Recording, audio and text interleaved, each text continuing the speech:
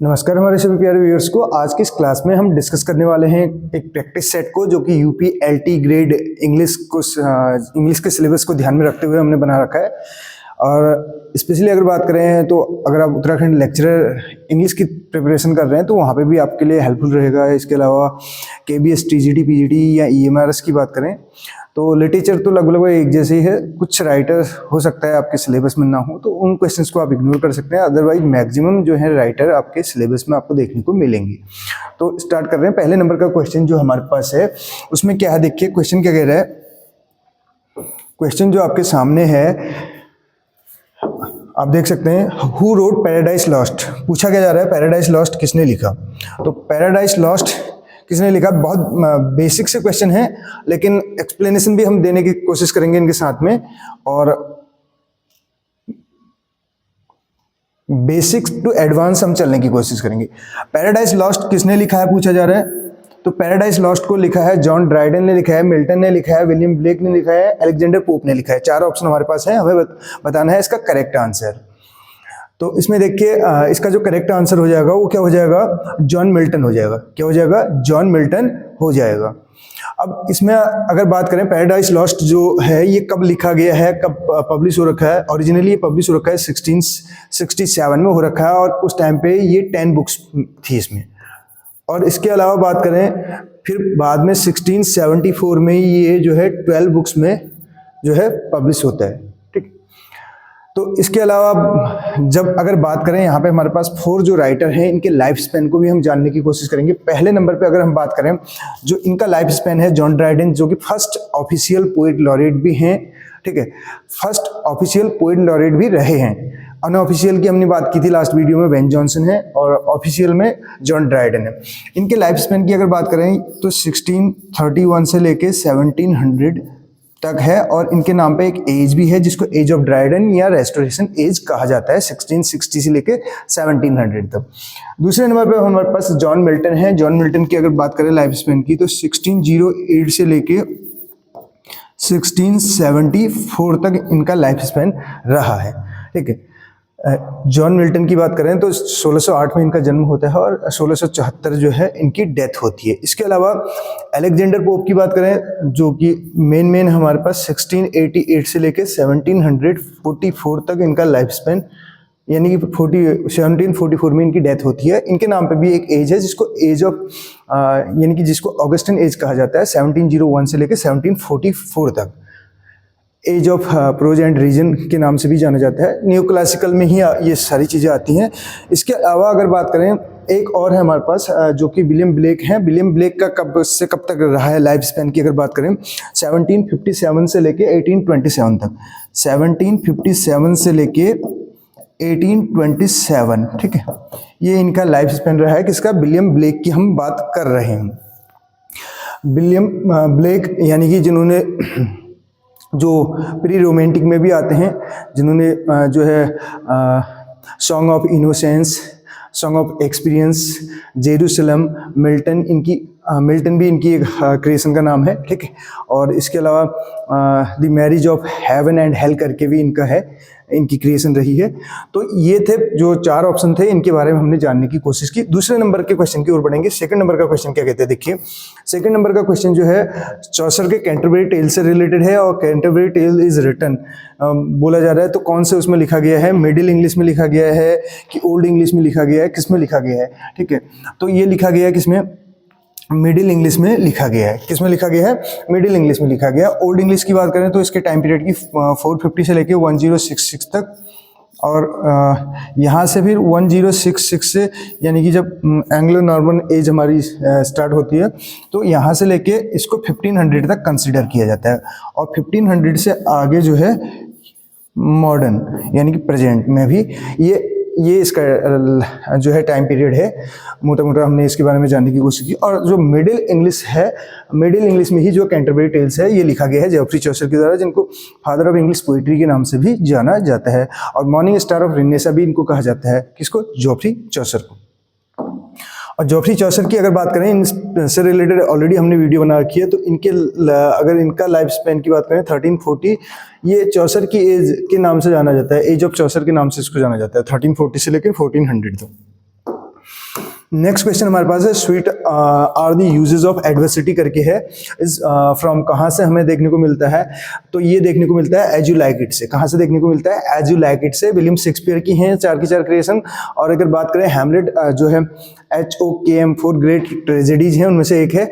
और हैमलेट के अगर हमार्सिया की बात करें तो इसका जो है प्रोक्रेस्टिनेशन हो जाएगा, चीज़ों को टालना। प्रोक्रेस्टिनेशन, प्रोक्रेस्टिनेशन, डिलेइंग थिंग्स यानी कि चीज़ों को डिले करना। इनडिसिसिवनेस भी है इसकी जो है इसका हमार्सिया। हमार्सिया का मतलब होता है ट्रेजिक फ्लॉ, या जो क्या होता है डाउनफॉल होता है हीरो का। हीरो जो है जानबूझ के क्या करता है, ओवर थिंकिंग करता है। यहाँ पे ये ओवर थिंकिंग बोल सकते हैं इसका जो हमार्सिया है। प्रोक्रेस्टिनेशन यानी कि चीज़ों को टालने की इसमें प्रवृत्ति होती है। एज यू लाइक इट जो है ये जो कोटेशन है ये इसमें दी गई है, और ये ड्यूक ओर्सिनो के द्वारा जो है एक्ट 2 सीन 1 में, ठीक है, एक्ट 2 सीन 1 21 याद कर लीजिएगा। एक्ट 2 सीन 1 में कहा गया है किसके द्वारा? ड्यूक ओर्सिनो के द्वारा। मैकबेथ की अगर हमार्सिया की बात करें तो इसका क्या हो जाएगा? मैकबेथ का होता है ओवर एम्बिशियसनेस, ठीक है। तो ओवर एम्बिशियसनेस अगर हम बोलेंगे इसका ओवर एम्बिशन जो होता है। और किंग लियर का जो है लव, और इसमें बोल सकते हैं फ्लैटरी। और इसके अलावा एक और है ओथेलो, उसका भी पूछ लिया जाता है, उसमें जेलसी करके हो जाएगा, ठीक। या इनसिक्योरिटी भी उसमें आपको देखने को मिल सकता है। नेक्स्ट क्वेश्चन देखिए, हमारा अगला क्वेश्चन क्या कह रहा है? क्वेश्चन नंबर 4 जो है हमारे पास, who is known as the morning star of renaissance. Morning star of renaissance के नाम से किसको जाना जाता है? तो ये जाना जाता है जॉफ्री चौसर को। जॉफ्री चौसर को जाना जाता है, ठीक। और अगर बात करें मॉर्निंग स्टार ऑफ ये तो रेनेसा है। अगर रिफॉर्मेशन की बात होगी तो रिफॉर्मेशन की बात अगर हो जाए, मॉर्निंग स्टार ऑफ रिफॉर्मेशन, तो ये कौन है? वाइक्लिफ हो जाएंगे। कौन हो जाएंगे? वाइक्लिफ हो जाएंगे, जॉन वाइक्लिफ, ठीक है। रिफॉर्मेशन की बात होगी तो वाइक्लिफ हो जाएंगे, और फादर ऑफ ह्यूमनिज्म की बात होगी तो पेट्रार्क हो जाएंगे। इन 3 पॉइंट्स को भी आप नोट डाउन कर सकते हैं। नेक्स्ट अगर उसकी बात करें, अगला क्वेश्चन हमारा है जो फेरी क्वीन से रिलेटेड है। और फेरी क्वीन जो है ये किसको डेडिकेटेड है? ये एलिजाबेथ को, क्वीन एलिजाबेथ को डेडिकेट थी ये, ठीक है, क्वीन एलिजाबेथ को। और ये किसके द्वारा लिखी गई है? एडमंड स्पेंसर के द्वारा। ये हमें ध्यान रखना है। बढ़ेंगे नेक्स्ट क्वेश्चन की ओर। अगला क्वेश्चन क्या कहते हैं देखिए। नेक्स्ट क्वेश्चन जो है, Shakespeare belong to which age. Shakespeare कौन सी एज से बिलोंग करते हैं? तो एलिजाबेथन एज से बिलोंग करते हैं। टाइम पीरियड आपको पता होगा इसका 1558 से लेके 1603। और इसकी अगर बात करें जैकोबियन का 1603 से लेके 1625। और रेस्टोरेशन की बात करें तो 1660 से लेके 1700 तक है, जिसको एज ऑफ ड्राइडन के नाम से भी जाना जाता है। विक्टोरियन एज की अगर बात करें तो 1837 से लेके 1901 तक ये है टाइम पीरियड की बात करें। बढ़ेंगे नेक्स्ट क्वेश्चन की ओर। एलिजाबेथन एज को शेक्सपियरियन एज के नाम से भी जाना जाता है। विलियम शेक्सपियर को बर्ड ऑफ एवन यानी कि जो एपिथेट बोले तो दिया जाता है, यानी कि बार्ड ऑफ एवन के नाम से जाना जाता है, कहने का मतलब है। Who wrote doctor fosters. तो डॉक्टर फॉस्टर्स किसने लिखा है? क्रिस्टोफर मॉर्लो ने लिखा है, ठीक। क्रिस्टोफर मॉर्लो ने लिखा है, जिन्होंने टेम्बरलेन द ग्रेट करके भी लिखा हुआ है। जो माल्टा भी है इनकी क्रिएशंस हैं क्रिस्टोफर मॉर्लो की। और अगर इसमें बात करें देखिए, ये दोनों यूनिवर्सिटी विट्स में भी आते हैं। यूनिवर्सिटी विट्स की संख्या 7 है, जिसमें जो स्कॉलर हैं वो कैम्ब्रिज और ऑक्सफोर्ड से पढ़े हुए हैं, ठीक। तो उसकी भी हमने ट्रिक बता रखी है। और जो ये यूनिवर्सिटी विट्स जो टर्म है किसने कॉइन कर रखा है ये आपको बताना है। नेक्स्ट क्वेश्चन की ओर बढ़े तो अगला क्वेश्चन क्या कह रहा है देखिए। क्वेश्चन नंबर नेक्स्ट कह रहा है पोएम लिसिडेस इज अ। लिसिडेस क्या है? ये है एक एलिजी है, ये पेस्टरल एलिजी है, जो कि किंग यानी कि इनकी फ्रेंड अगर बात करें मिल्टन ने लिखा है लिसिडेस। ये 1637 में एक स्कॉलर हैं, इनके फ्रेंड एडवर्ड किंग करके, वो उनकी डूबने के कारण जो है मृत्यु हो जाती है तो उनकी डेथ पे ये लिखते हैं। ये 1637 में उनकी डेथ होती है, 1638 जो है आपको इसका पब्लिकेशन देखने को मिलेगा। लिसिडस की हम बात कर रहे हैं, ठीक है, पेस्टरल एलिजी है। नेक्स्ट क्वेश्चन की बात करें, जॉन डन की बात की जा रही है। John Donne is associated with, तो कौन सी इससे एसोसिएटेड हैं जॉन डन? मेटाफिजिकल, जिनको हमने बताया था मेटाफिजिकल जो पोइट्स हैं उनको सन ऑफ डन कहा जाता है, ठीक है। मेटाफिजिकल पोइट्स का स्पेशली अपनी जो पोइट्री में कंसीट के यूज के लिए जाने जाते हैं। कंसीट का मतलब होता है फार फेच्ड मेटाफर, तो इसका जो है बी ऑप्शन करेक्ट हो जाएगा। और कैबिलियर पोइट जो है मेटाफिजिकल पोइट्स को कहा जाता है son of done, son of done कहा जाता है। जॉन डन के सन इनको कंसिडर किया जाता है, और कैबिलियर को सन ऑफ बेन जॉनसन, ठीक है, बेन। और जो कैबिलियर पोइट्स हैं या जो कैरोलिन एज है, इसमें जो कैबिलियर पोइट हैं वो स्पेशली कार्पे डिएम की थ्योरी पे चलते हैं। Carpe diem means seize the movement करके। लेक पोइट्स जो हैं रोमांटिक एज के हैं। कौन कौन है लेक पोइट वो आपको बताना है। नेक्स्ट क्वेश्चन की अगर बात करें, क्वेश्चन नंबर 10 क्या कहते हैं, देखिए 10 नंबर का, to err is human to forgive divine जो है ये अलेक्जेंडर पोप का स्टेटमेंट है, ठीक, इस बाई पूछा जा रहा है। नेक्स्ट क्वेश्चन की ओर बढ़े। अगला क्वेश्चन देखिए, गुलिवर्स ट्रेवल की बात चल रही है। ये किसके द्वारा लिखा गया है? तो 4 ऑप्शन हमारे पास है। जोनाथन स्विफ्ट के द्वारा लिखा गया है, ठीक है। ये सैटायर टाइप के लिखते थे जोनाथन स्विफ्ट की अगर बात करें तो। इसका जो सबटाइटल भी कभी कभार पूछ लिया जाता है, जो गुलिवर्स ट्रेवल्स करके है। सब टाइटल इसका क्या है, कई बार पूछ लिया जाता है। पहले तो इसके अगर पब्लिकेशन की बात करें 1726 ये आपको ध्यान रखना है, किसका? गुलिवर्स ट्रेवल्स का। और इसके हम सब टाइटल की बात कर रहे थे। सब टाइटल में इसका क्या हो जाएगा? सब टाइटल इसका है travels into several remote Nations of the world, travels into several remote Nations of the world करके आप इसको भी ध्यान रखिएगा। नेक्स्ट क्वेश्चन की ओर बढ़े। अगला क्वेश्चन क्या कहते हैं, देखिए रॉबिन्सन क्रूसो की बात चल रही है। रॉबिन्सन क्रूसो 1719, ठीक, ये आपको ध्यान रखना है। इसको फर्स्ट जो है नोबेल भी कंसीडर किया जाता है, लेकिन इसके साथ साथ ये जो है फर्स्ट अगर इंग्लिश नोबेल की बात करें तो कहीं कहीं पे आपको फॉर्मूला वर्च्यू रिवॉर्डेड भी देखने को मिलेगा, जो कि 1740 में रखा है, जो कि एब्स्ट्रेली नोबेल की कैटेगरी में आता है, लेटर फॉर्म में जिसको लिखा जाता है, ठीक है, सैमुअल रिचर्डसन, ठीक है। हम बात कर रहे हैं रॉबिन्सन क्रूसो की, तो किसने लिखा है? डेनियल डेफो ने लिखा है, ठीक, 1719।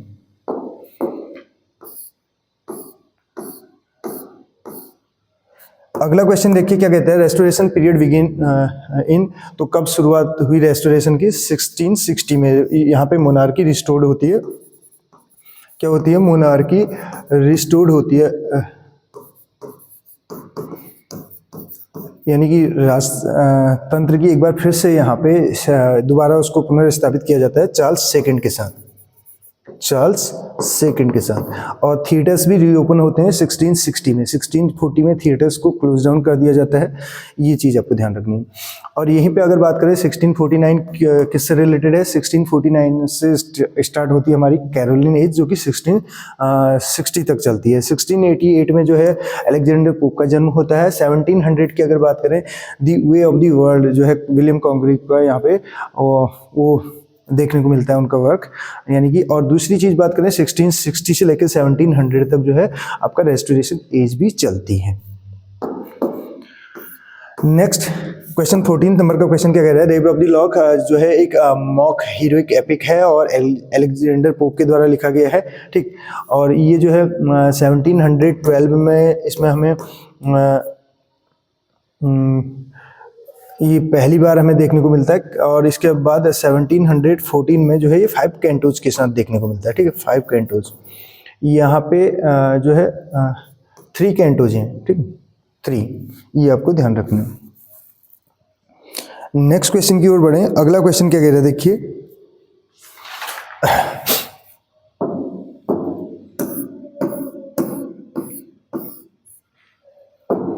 इसमें जो है 1712 में, थोड़ा सा इसमें मेरे को डाउट था, 1 मिनट के लिए ध्यान दीजिएगा। इसमें हमने यहाँ पे जो है 1712 में जो है ये 2 कैंटोज हैं, ठीक है। और 1714 में जो है यहाँ पर जो है 5 कैंटोज, ये ध्यान रखिएगा। इसका जो एक एडिशन और भी आता है जिसमें जो है क्लेरिसा की स्पीच के बारे में होता है 1717 में, लेकिन उसमें कैंटोज का ऐसा कुछ नहीं है। पहले वाले में 1712 में 2 कैंटोज और बाद में 5 कैंटोज, ये ध्यान रखना है। इससे पहले वाले में हमने थोड़ा सा डाउट था तो उसको चेक करने की कोशिश की। इसके अलावा एप्सिलम एंड एक्टोफिल किसने लिखा है, हमने लास्ट वीडियो में बताया था, जॉन ड्राइडन का है, ठीक। इसकी अगर उसकी बात करें तो ये क्राइसिस पे आधारित है।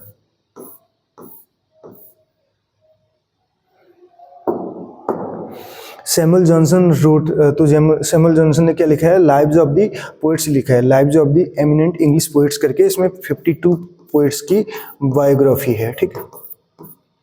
ये जो है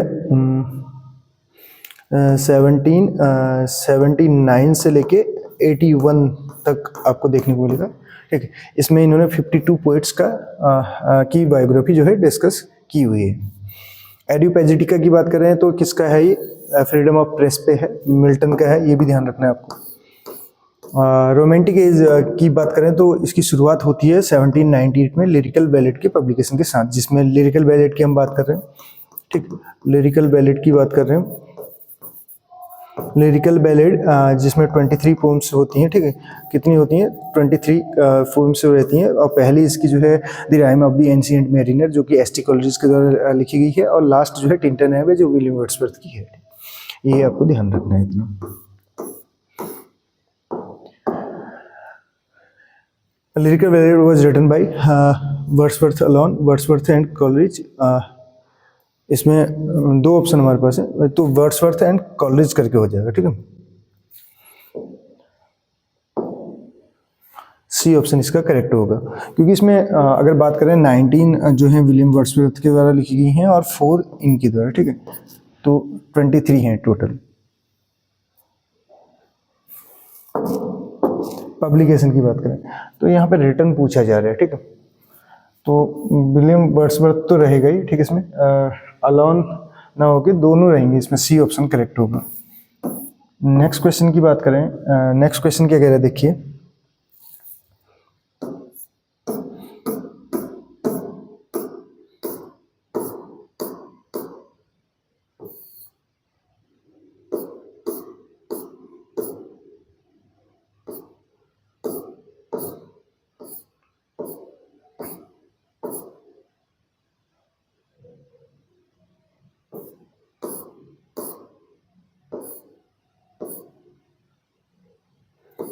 ठीक है। उसमें थोड़ा सा हम चेक कर रहे थे, क्वेश्चन नंबर हम पहुंचे थे किसमें, कुबला खान, कुबला खान की बात चल रही है, ठीक है। कुबला खान किसके द्वारा लिखा गया है, ये कॉलरिज का है, ठीक है। फ्रेगमेंट करके है, यानी कि इसमें अ विजन ऑफ ड्रीम करके इसका अदर टाइटल है, और a vision of dream,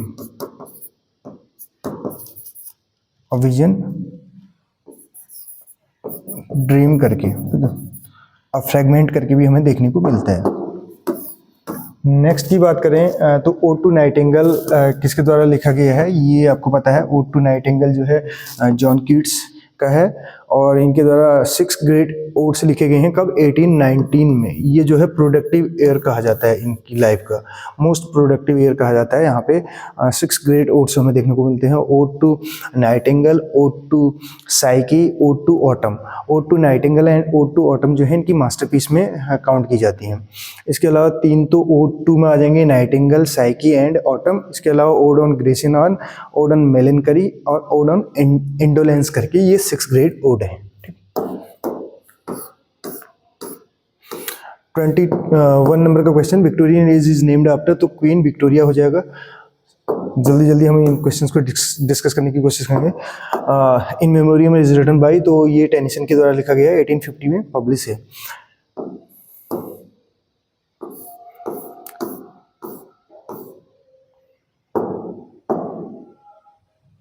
it is better to have loved and lost करके ये वाली लाइन भी देखने को मिलती है इसमें हमें। हु रोड मेयर ऑफ कास्टरब्रिज, तो टॉमस हार्डी ने लिखी है। विक्टोरियन एज से बिलोंग करते हैं Thomas Hardy. Art for art से की बात करें तो एस्थेटिक मूवमेंट हो जाएगा इसका। आर्म्स एंड द मैन की बात करें 1894 में जो है ये परफॉर्म होता है। 1898 पब्लिकेशन डेट है इसकी, पब्लिकेशन ईयर है सॉरी, और ये जीबी शॉ का है, जॉर्ज बर्नार्ड शॉ का। इनको 1925 में नोबेल भी मिल रखा है जीबी शॉ को, जॉर्ज बर्नार्ड शॉ को, आयरिश हैं। इसमें अगर बात करें सैमुअल बेकेट भी आयरिश हैं और जिनको 1969 में नोबेल मिला हुआ है। Who wrote waiting for Godot, तो ये लिखा है सैमुअल बेकेट ने, ये भी आयरिश हैं और इनको कब मिल रखा है सैमुअल बेकेट को, हमने अभी बताया 1969 में मिल रखा है इनको नोबेल, ये भी आयरलैंड के हैं। डब्ल्यू बीट्स भी आयरलैंड के हैं, उनको 1923 में मिल रखा है। इसके अलावा वेस्टलैंड बिलोंग टू, तो वेस्टलैंड जो है मॉडर्न एज में आ जाएगा, ठीक। टी.एस. इलियट के द्वारा लिखा गया है। 5 इसमें कितने हैं इसके 5 पार्ट्स हैं, कितने पार्ट्स हैं 5। और ये किसको डेडिकेटेड है, इन्होंने जो है किसको डेडिकेट कर रखी है ये आपको बताना है। वेस्टलैंड इनके गुरु यानी कि जिनको इन्होंने उसमें बेटर क्राफ्टमैन भी कह रखा है, इल्मिग्री और फेब्रुवेबर की। T S. Eliot won the Nobel prize, तो 1948 में मिल रखा है। 1950 में मिल रखा है बर्ट्रैंड रसल को, बर्ट्रैंड रसल को मिल रखा है, मैथमेटिशियन हैं ये, ठीक। बढ़ेंगे नेक्स्ट क्वेश्चन की ओर। अगला question, W Yeats was a poet of, तो पोएट कहाँ के थे, डब्ल्यू बीट्स आयरलैंड के थे। 1923 में इनको भी नोबेल प्राइज मिल रखा है। स्लीगो पोएट कहा जाता है जो सेकंड कमिंग के लिए जाने जाते हैं। एनिमल फार्म जो है ये किसका है, जॉर्ज ऑरवेल का है। और एनिमल फार्म की बात करें 1948, तो ये एक फेबल है। और इसके अलावा बात करें तो ये एक रोमन डे क्लैप भी है, roman a clef, novel with key बोला जाता है जिसको।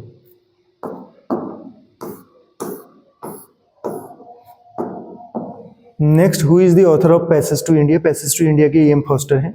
ये नोवेल है पैसेज टू इंडिया। और अब पैसेज टू इंडिया अगर पोएम की बात करें तो उसके जो हैं वॉल्ट विटमैन है। ट्रेन टू पाकिस्तान खुशवंत सिंह का है, ठीक। ये पार्टीशन नोवेल है। नेक्स्ट क्वेश्चन देखिए, अगला क्वेश्चन क्या कहता है, आर के नारायण की बात करें तो फेमस फॉर, आर के नारायण किसके लिए फेमस है, मौलगुदी नोवेल्स के हैं। द गाइड आपको पता है जिसके लिए इनको साहित्य अकेडमी में लिखा है 1960 में। Gitanjali was written by Rabindranath Tagore के द्वारा लिखा गया 1910 में, जो है ओरिजिनली रिटन है बंगाली में, बाद में 1912 में इंग्लिश में इसका ट्रांसलेशन करते हैं और 1913 में नोबेल प्राइज मिलता है इनको। फर्स्ट नॉन यूरोपियन है यानी कि फर्स्ट एशियन कह सकते हैं। सरोजिनी नायडू के बारे में बात की जा रही है तो नाइटिंगेल ऑफ इंडिया कहा जाता है। ये गवर्नर भी थी यूनाइटेड प्रोविंस यूपी की। इनके हमने जो है वर्क डिस्कस कर रखे हैं, एमसीक्यूज भी उन पे प्रोवाइड कर रखे हैं, आप जा सकते हैं चैनल की प्लेलिस्ट पे, वहाँ पे मिल जाएगा। मिडनाइट चिल्ड्रन की बात करें तो 1981 यहाँ पे इसके लिए मैन बुकर मिल रखा है, मैन बुकर प्राइज मिल रखा है। और ये किसका है, सलमान रश्दी का है। स्ट्रीम ऑफ कॉन्शियसनेस की बात करें तो ये वर्जीनिया वुल्फ हो जाएंगे। सोनेट जो है कितने लाइन का होता है, 14 लाइन्स का होता है। विलियम शेक्सपियरियन सोनेट की बात करें तो उसमें हमें 3 क्वार्टरेन दिखते हैं 4 लाइन के, और एक दिखता है हमें कपलेट 2 लाइन का, ठीक है। तो टोटल 14 हो गई। और इसके अलावा जो पेट्रार्कन है उसमें हमें ऑक्टेव एंड सेस्टेट देखने को मिलता है 8 और 6 लाइन की। एक जो है 10.5 लाइन का भी होता है, वो कौन सा सोनेट होता है आप बताएंगे, ठीक है। जी.एम. हॉपकिंस ने लिखा है वो सोनेट जो है उसके लिए जाने जाते हैं, Gerard Manley Hopkins. Alliteration means, alliteration का मतलब होता है रिपीटेशन ऑफ कॉन्सोनेंट साउंड, यहाँ पे इसका करेक्ट होगा। वैसे अगर बात करें एलिट्रेशन के 2 पार्ट होते हैं, एक एसोनेंस होता है, एक कॉन्सोनेंस। कॉन्सोनेंस जो है कॉन्सोनेंट साउंड का रिपीटेशन होता है, एसोनेंस जो है वोवल साउंड्स का होता है। लेटर का रिपीटेशन देखने को मिलता है, जैसे हम बैटी वॉटसन बटर बर्दी बटर रोज बेटर सोसी बहुत बेटर ऐसे बोलते हैं, या फिर तरनी तनुजा तरतमाल तरवर वो छाई करके। मेटाफर क्या होता है, रूपक होता है, किसी को रूप दे देना सीधे सीधे, किसी से बोल देना यू आर लाइन, आप सही रहे करके, ठीक है। तो ये डायरेक्ट कंपैरिजन हो जाएगा।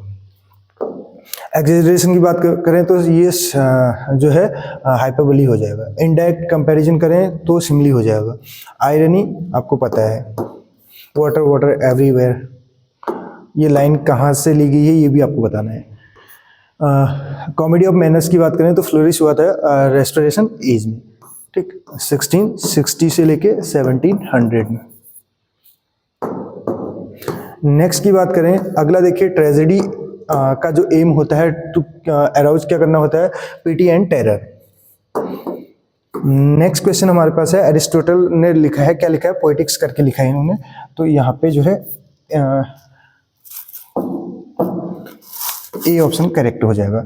एरिस्टोटल की बात करें तो ये इनका ऐसे है, सोक्रेट, प्लेटो और अरिस्टोटल। प्लेटो किसके लिए जाते हैं, रिपब्लिक करके इनकी बुक है, और सुकरात को सोफिस्ट के नाम से जाना जाता है, घुमंतु, सीख सकते हैं। डिफेंस ऑफ पोएजी की बात करें तो defence of poesy Philip Sidney, Arcadia भी है इनका, ठीक है। आयरनी का मतलब क्या है, irony contrast between appearance and reality, यही है आयरनी जो अभी हमने बताया था, water water everywhere but not drop to drink, water water everywhere all the ships बस सिंक करके ऐसे है कुछ। और ये लाइन जो है the rime of the ancient mariner पे हमें देखने को मिलती है एस.टी. कॉलरेज की। हीरोइक कपलेट कंसिस्ट ऑफ, तो हीरोइक कपलेट में हमें क्या देखने, कपलेट का मतलब है दोहा, और हीरोइक का मतलब है rhyme, two rhyming iambic pentameter. Iambic pentameter का यूएस, यूएस का मतलब हमने बताया था अनस्ट्रेस स्ट्रेस, तो इसमें दुम दा ये वाला पैटर्न चलेगा, ठीक है। दा स्ट्रेस हो रहा है इस पे दुम पे उतना जोर नहीं पड़ रहा है, ठीक है। एक दादुम होता है, एक दुमदा करके होता है, ये आपको ध्यान रखना है। ब्लैंक वर्स की बात करें तो ब्लैंक वर्स का मतलब होता है मीटर, तो राइम्ड, इयाम्बिक मीटर, पेंटामीटर, अनराइम्ड होता है, ठीक है। ब्लैंक वर्स जो है अनराइम्ड होता है, ठीक। इसमें इयाम्बिक पेंटामीटर देखने को मिलता है। और जब फ्री वर्स की बात करें तो उसमें ना तो कोई पर्टिकुलर राइम स्कीम देखने को मिलती है, ना ही कोई पर्टिकुलर उसमें मीटर होता है, ठीक। फ्री वर्स के फादर जो हैं वो वॉल्ट विटमैन को कहा जाता है, अमेरिकन है, लीव्स ऑफ ग्रास जिनका पोइट्री कलेक्शन भी है। इसके अलावा बात करें एपिक एपिक क्या है, एक नरेटिव पोम है, लॉन्ग नरेटिव पोम है, ठीक है। मिल्टन का पैराडाइज लॉस्ट भी एपिक में ही आता है, ठीक। इसमें देखिए सटायर एम्स टू, सटायर का मतलब क्या होता है, सटायर का मतलब होता है किसी पे सटायर हम कर रहे हैं तो मॉरल करेक्शन होता है, उसमें कुछ जो है कुछ जो चीज़ें कमियां होती हैं तो उन पे सटायर किया जाता है ताकि उसमें मॉरल करेक्शन देखने को मिले नेक्स्ट टाइम। लास्ट क्वेश्चन है 50 नंबर का जो है हमारे पास है, पोस्ट मॉडर्न लिटरेचर एम्फेसाइजेस, तो किस पे वो करता है, फ्रेगमेंटेशन पे करता है। पोस्ट मॉडर्न की बात करें तो 1970s से लेके 1990s तक की अगर बात करें तो ये फ्रेगमेंटेशन जो है इस पे एम्फेसाइज करता है। ये थे 50 क्वेश्चन जो हमने डिस्कस किए। कैसी लगी आपको वीडियो जरूर बताएगा। अगर वीडियो पसंद आई हो तो एक लाइक, एक शेयर, एक जो है चैनल पे नए हैं तो चैनल को सब्सक्राइब कर सकते हैं। ऐसे ही जो है 50 और 100 क्वेश्चन की सीरीज आपको देखने को मिलेगी। क्वेश्चंस थोड़ा सा कंसिडर करते हैं कि ईजी थे, लेकिन एक्सप्लेनेशन उनके बिहाफ पे जो हमने देने की कोशिश की वो आपके लिए हेल्पफुल रहा होगा। और इससे क्या होगा कि आप कहीं ना कहीं थोड़ा सा मोटिवेटेड फील करेंगे। और जो कभी कभार बहुत सारे साथियों को लगता है कि उनकी प्रिपरेशन नहीं है, तो ये आपको कॉन्फिडेंस देगा। ये क्वेश्चंस जो हैं कॉन्फिडेंस देंगे कि अगर आप इसमें से 50 आउट ऑफ 50 कर पा रहे हैं, 50 में से 45 तक भी कर पा रहे हैं, तो बहुत अच्छा स्कोर आपका मान के चलिएगा। मिलते हैं अगली क्लास में। Thank you so much.